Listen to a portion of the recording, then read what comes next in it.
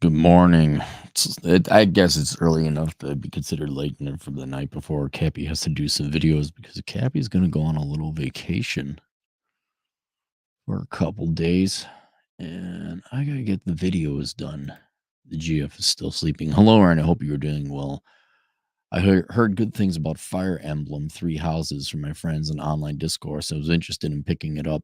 I'm also vaguely familiar I also vaguely remember that you said you enjoyed your time playing it. Assuming I'm remembering your comment correctly, I'd like to hear your impressions and a boomer review on the game.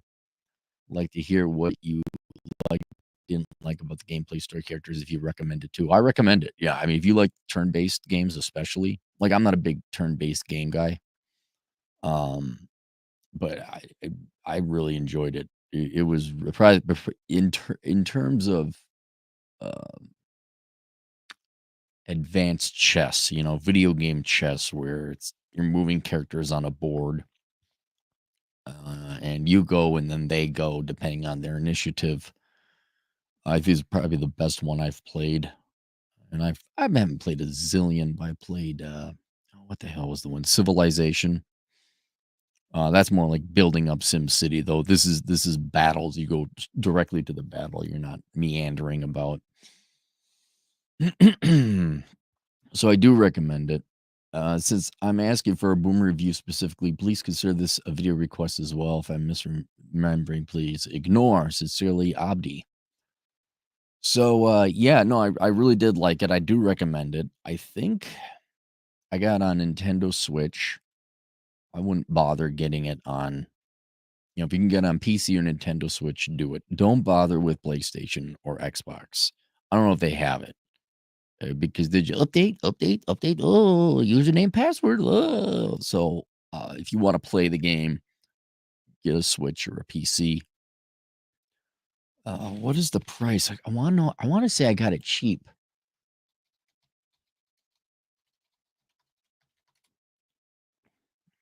Yeah, it looks like you can get it for like GameStop's got it for 45. So it's still almost like a new video game. I would pay the money though because you're definitely going to get your hours out of it. Um, as for terms of the actual real review of the game itself, let's kind of break down the game, how it works, and then I'll go over the pros and cons and things I did and didn't like about it. So instead of just there's a story involved too, a pretty good one. So it won't be, oh my God, let's kill the white people. Ha ha. Oh look, you ghosts. And there's no DEI either. So there's no plot. It's just a good old straight up anime Nintendo game, right? So you're gonna have fun with it. There's no, and you should brush your teeth. But there's basically two parts to the game. There's the battles, and then there's the story that happens at this big old castle. So you're at like this castle slash monastery, and you come on as a teacher, and you get to choose one of three houses, and I forget their names, but there's Nordic white guy house, there's mixed race effeminate guy house, and then there's chick house.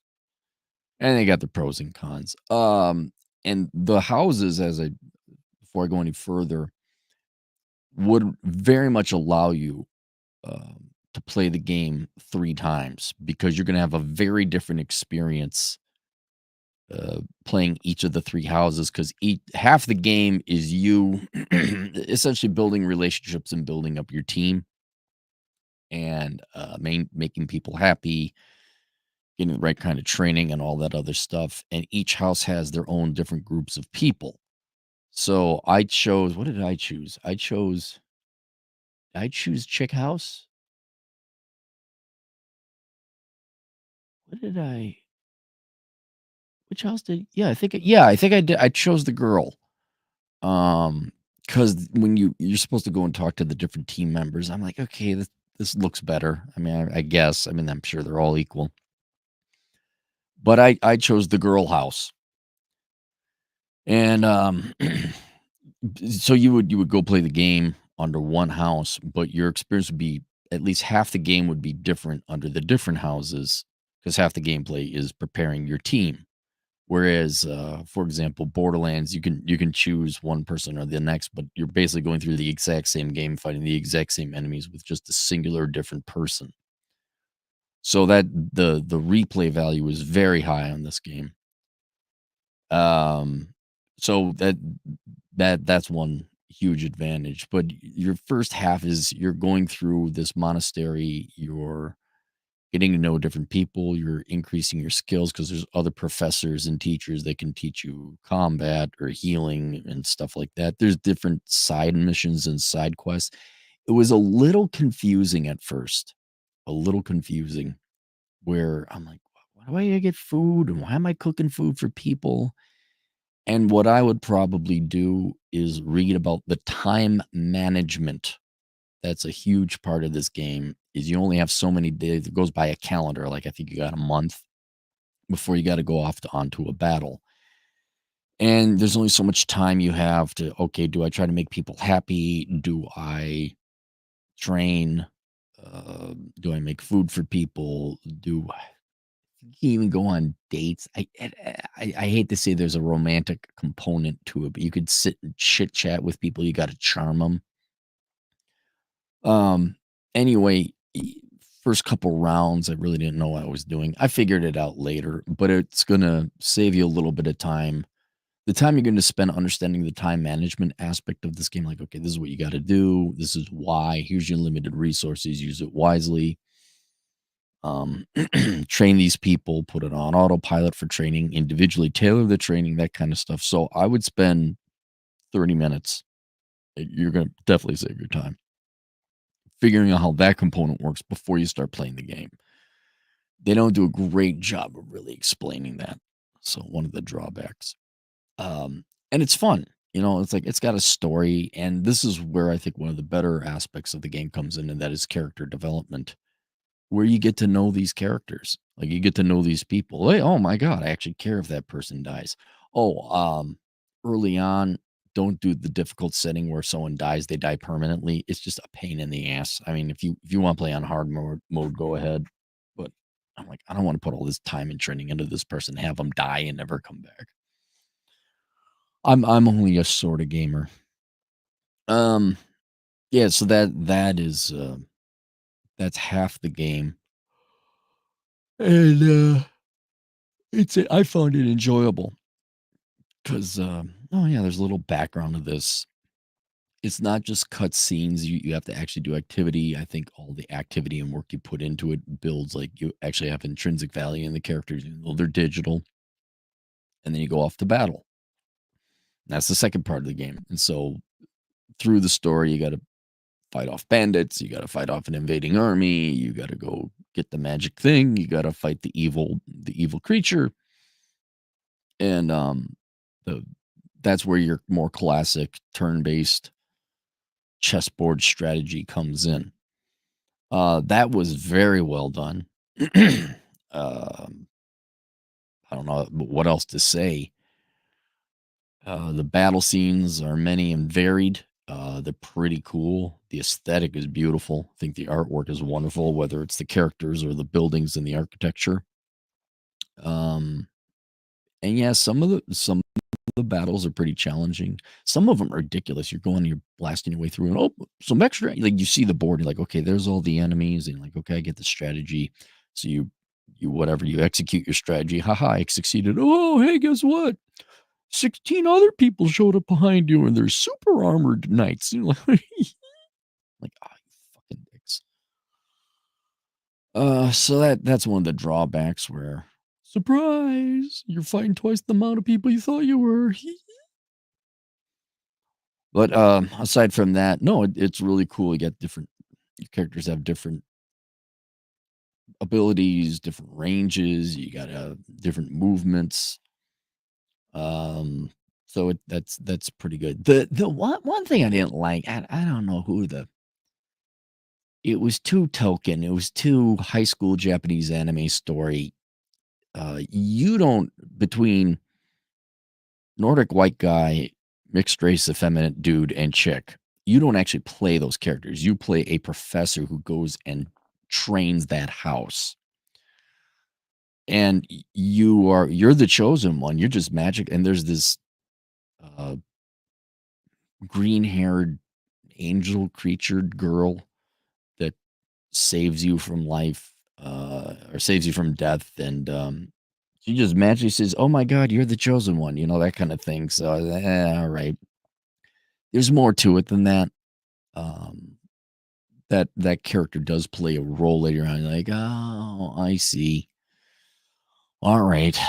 But right off the bat, oh, you almost died. I'm gonna save you again. I'm so funny, and oh, you're so I'm beautiful, and you're the only one who could save the world. Like, okay, fine. I guess plot has to happen. But that's a very minor criticism.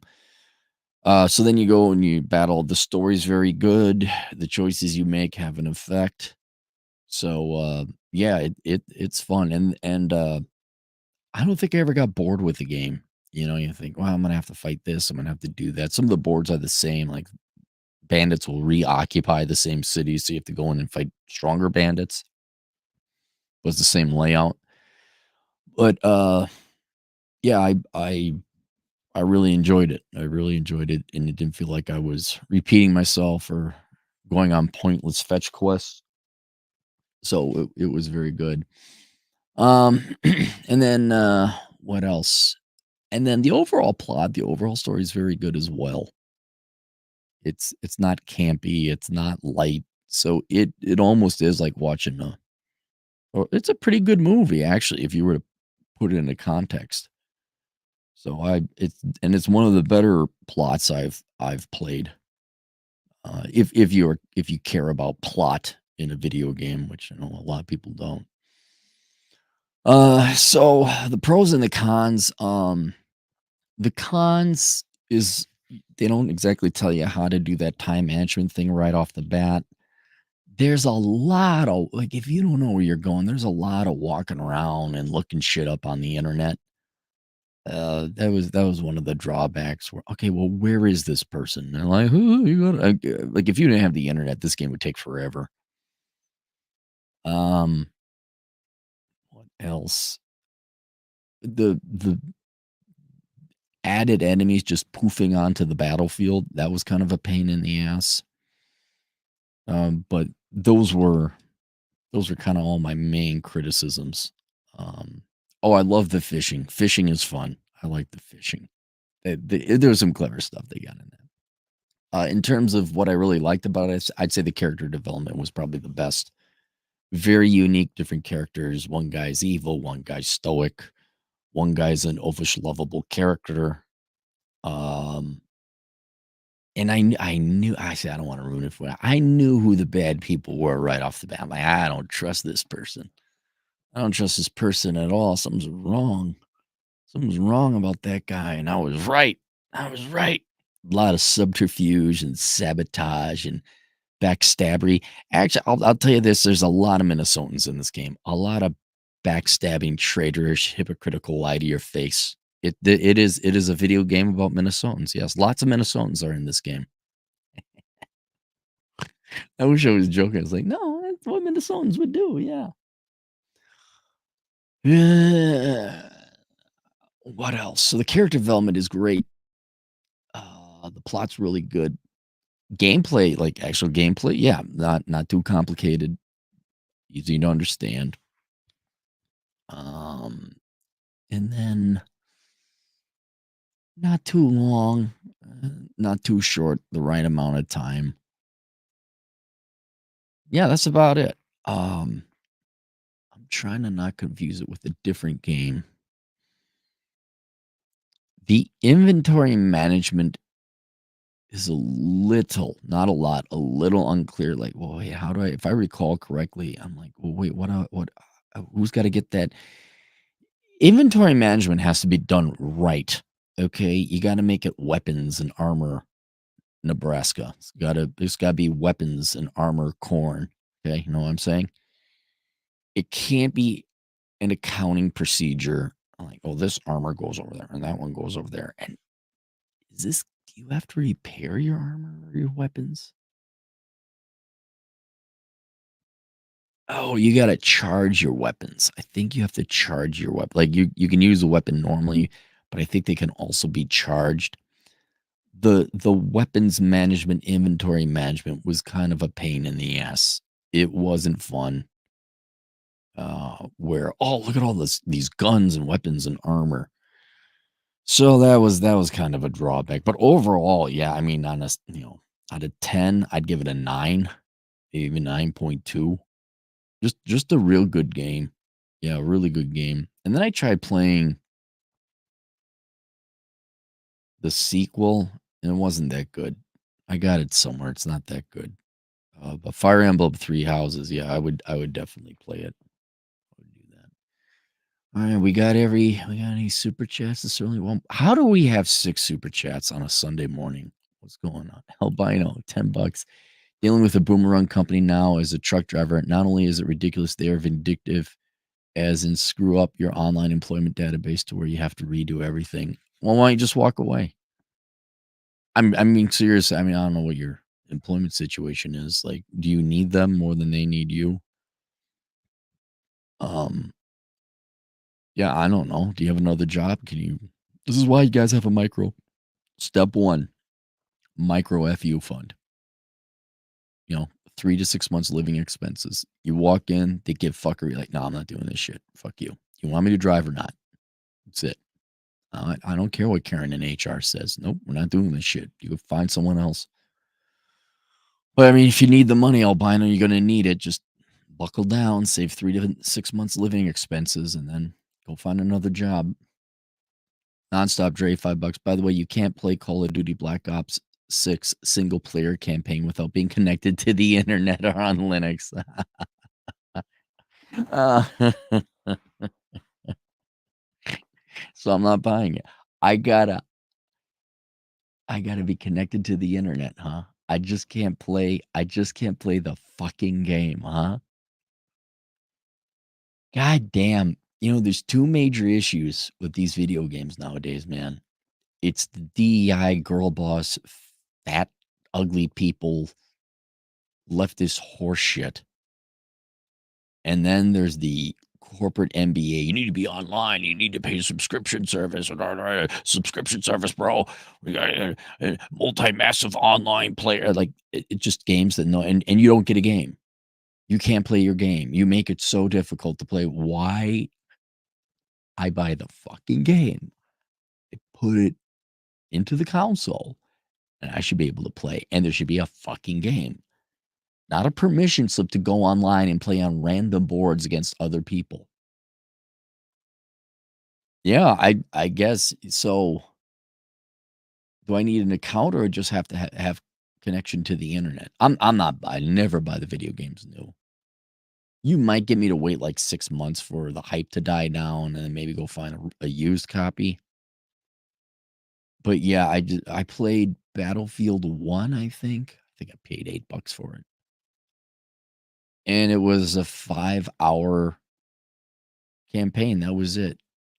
That was it. I got to do a 5-hour campaign. I'm like, "Oh," and I'm like, "What the hell was that?" Like, "Oh, yeah. So they're just making them for video game online play. You don't actually have a campaign or a game." Well, fuck you, and I wanna play it. Just how lazy that corporate side of the two-headed problem. The corporate side where you're just lazy, you're not gonna make a game. You're just gonna try and screw over your client base as much as possible. Everything's gonna be live service. Everything's gonna be online gameplay. Like, no, I wanna sit the fuck down.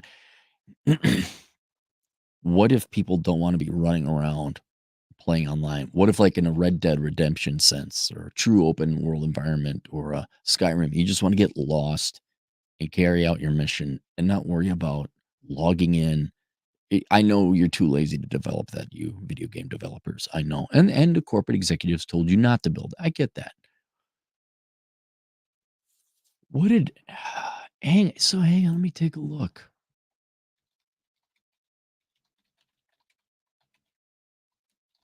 What's the release date? Oh, it came out. Call of Duty's Black Ops 6 campaign length.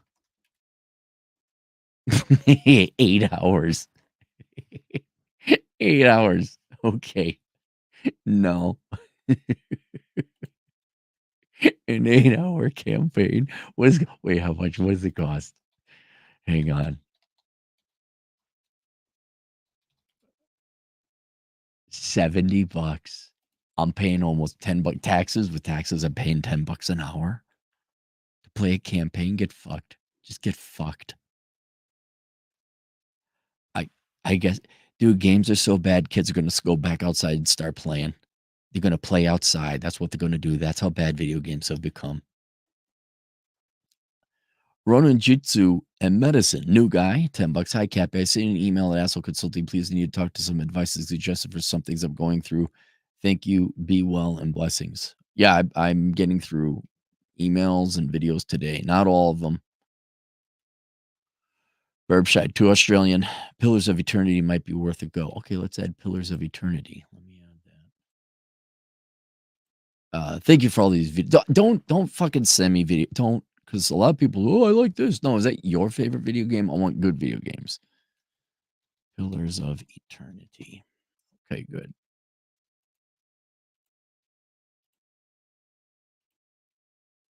Lesser Weevil, 2 bucks. Sorry, ladies. Everything goes in the square hole. What?